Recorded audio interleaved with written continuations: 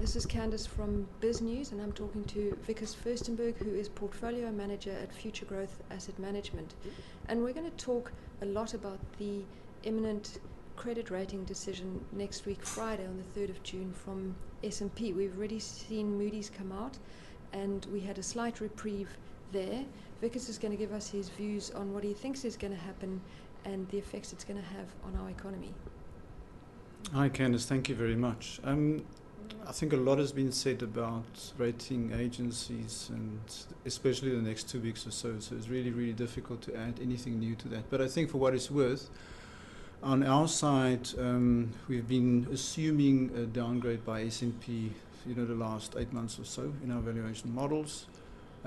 It's not really helping because, the market's already priced the possibility of the downgrade to sub-investment by standard S&P in particular. And obviously there we take our cue from what's been happening in the credit default swap market, as well as local currency yields, bond yields. They're back to levels where we last had a sub-investment grade rating in the early 2000s. So give or take, I don't think for now the market is going to move much if we see the downgrade from S&P next week or so. I think in my mind the surprise really is going to be if they don't downgrade us the next 2 weeks, even if that means they're going to do it in December, there will probably be some sort of positive impact on the market, both the currency market as well as the bond market, because as I said, the market is priced for a downgrade. The third scenario is where we actually see S&P downgrade South Africa either now in June or in December, and at the same time sort of keep the outlook negative, i.e. implying that, your next downgrade is around the corner. Now, the market is not priced for that. That's a sort of Brazil scenario. So we attach a low probability to that at the moment. As I mentioned, our base case is for a downgrade either now in June or in December. And obviously the impact on markets are going to be different. Why? It's mostly because of our inability to generate sustainable economic growth at higher levels, the inability to generate employment, the inability to sort of develop human capital in South Africa. These are sort of structural issues that government failed to address over a number of years. It's less about what's been happening at the moment in terms of the fiscal side, even less so what's happening in terms of the uncertain political backdrop and the event that we all sort of know about in December of last year. It happened in December of last year. So Wikus, you say that this has been coming for many years, the slowing economic growth, the lack of growth of human capital, lack of growth of jobs, which is completely spot on. How long will it take us to get out of this scenario if it happens?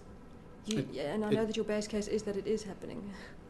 It's really a function of how we recover. We need to go back to a higher growth path for the right reasons, preferably locally generated, better macro policies, and it's a function of that.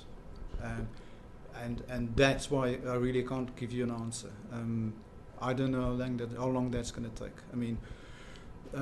Simplistically speaking, it tends to take a while. It tends to take a few years for that to happen.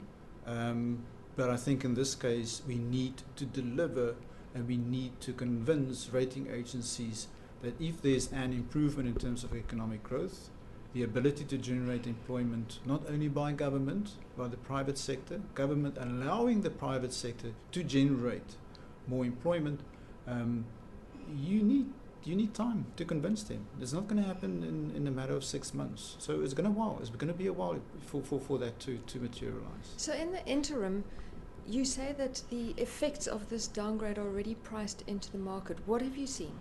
The first thing that's important is what happens to government's funding cost. And that's already gone up. Recently, they sort of issued a dollar-denominated bond.